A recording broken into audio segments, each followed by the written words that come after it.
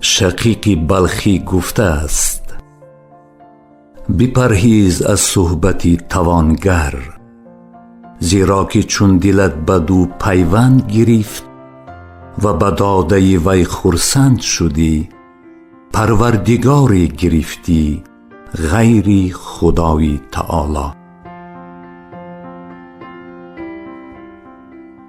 گر درآید توانگری با تو، بهر روزی بدو مکن پیوند. ممسکی را کفیل خود مشمار، مدبری را خدای خود مپسند.